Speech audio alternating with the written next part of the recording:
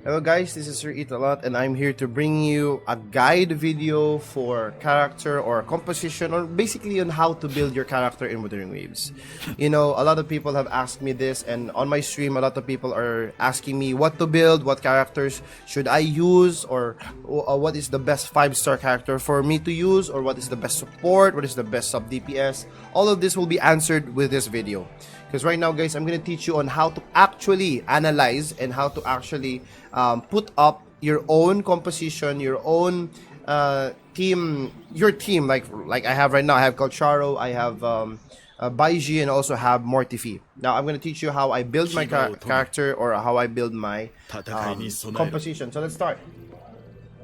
First off, it's the base, you know, the base build. Like, what is your team? Who is your main DPS? The questions here are who is your main DPS, who is your sub DPS, and who is your healer or support. So technically, the sub DPS acts as your support character because basically you only have one character in here that is gonna be your main DPS. But I have Calcharo as my main DPS, I have Mortifi as my sub DPS, and I have Baiji as my support or healer. Now I'll be going in depth on each classes and why I'm picking them for a specific main DPS. So basically, all it boils down to who is your main DPS. So for example, let's say I am building. Let's go to the second team. Okay. So right now, let's say I'm building. Dark Rover or Havoc Rover, so I haven't really changed him. So let's put the details here. Let's switch him over to Havoc real quick. Alright, there we go. Okay, so let's actually change him. Now, what is your team composition? Okay, I have Havoc Rover in here. Who is my sub DPS? So you're gonna think, okay, what goes well with a Havoc damage type character? So you've got Donji because she has Havoc damage deepen buff. So this is where the building starts. This is how you actually check which character goes well with Havoc Rover. So mainly a lot of people go with Donjin. So let's pick Donjin. So Donjin is already here. Now let's pick our healer or our support or our third man in our team. Basically, I don't have Verena. So I'm gonna pick Baiji because Baiji provides me a lot of healing and damage increase. You can actually read here what they actually do and stuff like that. But this is just basically how you build your team. So you only have one main DPS, which is like all the damage is gonna be coming from him. Your sub DPS is kind of like your backup DPS where it still acts as a support or as a utility, but it doesn't really do as much damage as your main DPS because you're gonna spend a lot of time with your main DPS. All right, remember that. And then lastly, as the healer support, of course, if you make a lot of mistakes, if you're really still new to the game, dodging is a problem, parrying is a problem, then a healer would be a really good fix for your team because, well, you have more space for errors. But of course, guys, you have to utilize dodging and parrying in this game. It's very important. If you dodge, no damage, and you cause a lot of damage as well in return. You parry, you cause more damage in return. So it's like very rewarding as well. So take note of that. So now let's replace Tauki with Baiji. So let me actually fix my lineup here real quick. So that's not, it's not okay. Okay, now I have my team. Now, how do I build this?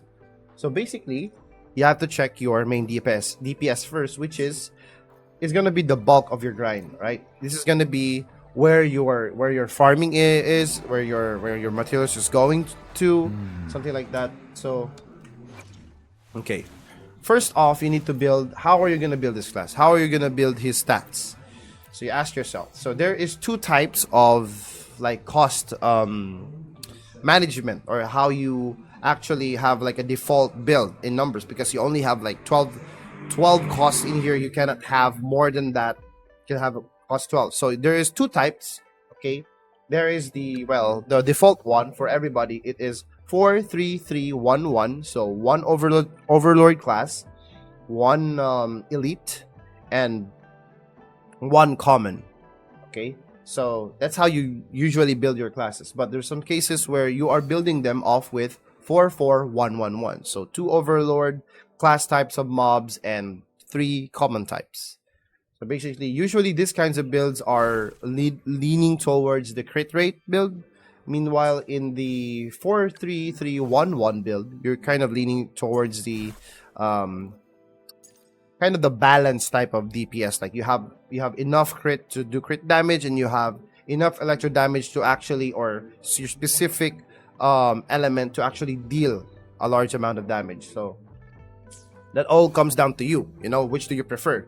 Do you want to crit more often, or do you want a little bit of balance in terms of how you deal damage? For me, I pick the balance part because that's how I build my Kocharo. So let's talk about how I build my Dark Rover, or my the Havoc Rover, basically. Okay, so right now I have built the Sonata as Sun Sinking Eclipse, so it's got like what Havoc damage buffs. So now here's where you're gonna be like wondering, okay, what do I build? What Sonata do I pick? So mainly for DPS, you're gonna pick the Elemental one, or you're gonna pick the Lingering Attack. But I feel like Lingering Attack, which is it's this one right here, Lingering Tunes, it's kind of weak for me, to be honest with you. It's kind of like in the weaker side of buffs. I think they should buff this, but right now I feel like, I don't know, there's not a single character in here that I would use this at the moment. Maybe Verena, I could get away with Verena, but you know, that's weird.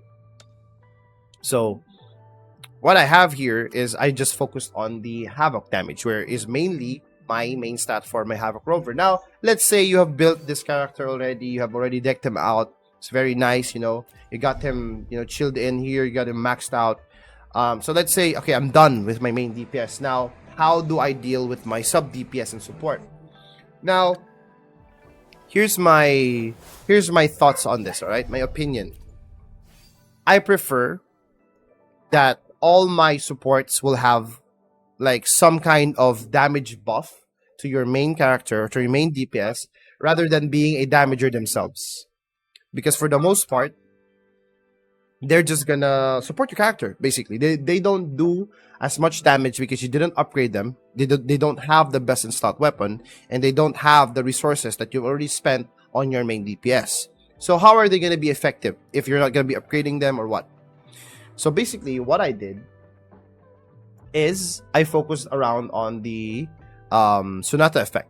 So if you have the full set of Sonata effect, so let's grab a 1 here real quick, because I don't have a 1. Okay, let's grab a 1 real quick. Okay. Alright, this is a... remove that. Let's put here. Here's the 3. Here's the 1. Okay. So now we have the Moonlit Clouds effect. So how does this affect my character? So on top of Dungeon's already Havoc damage deep and buff, which is, you can read right here in the outro skill. So the next character or other characters on a nearby team that activates an outro skill gains 23% Havoc damage deepen for 14 seconds or until they are switched off field.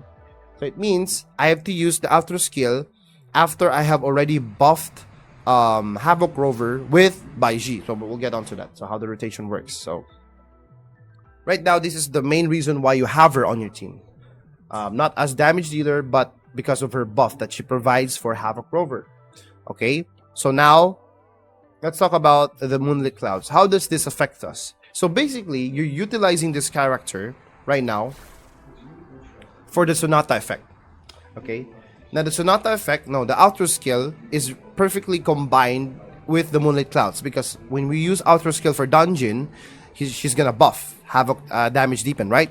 And also on top of that, she can also buff Havoc Rover with the attack of the next Resonator by 22.5% for 15 seconds after using an outro skill.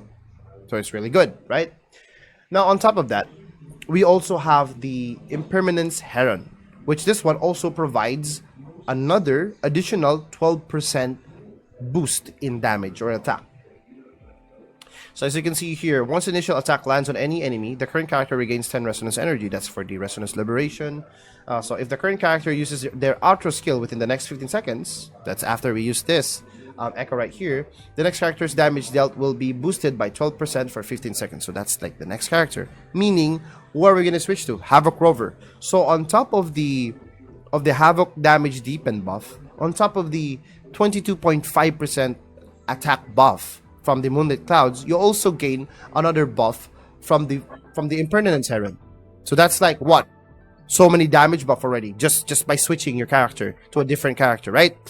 So I feel like that's really good. That's how should a sub DPS roll out. Now let's talk about the healer. Now they basically perform the same. Now I would suggest all healers would be rejuvenating glow, because anytime you have like already like on top of the 10% healing bonus, you also have an increased attack of all party members by 15% per 30 seconds upon healing allies. You just heal. You just basically heal. You're not even doing any outro skill yet. You're just healing. So you're already buffing your team with 50% attack. You're just healing. You're just doing your role, right? Now, if we're gonna utilize Bellborn, or the Geocheloni as I call it, this is gonna provide us the 50% damage reduction, which is good, but I prefer dodging over tanking it. And then on top of it, you got a 10% damage boost. So on top of your 15% that you're gonna provide just by healing, if you activate Bellborn, you're gonna provide 50% damage reduction and 10% damage boost for the current team. Amazing, right? Amazing. But that is like for after you get 3 hits, on your character, you're gonna lose the buff. But anyways, don't get hit, dodge them. But basically, that's how it works, right? So now, let's say we have built our character. All right, I can buff my character. Now I have everything ready. Now, how do I do this? How do I build my character? How do I, no, sorry, not build, but how do I do a rotation? So basically, what you need to do in practice, right? Because usually this does not happen perfectly, but in practice, you can start off with Baiji.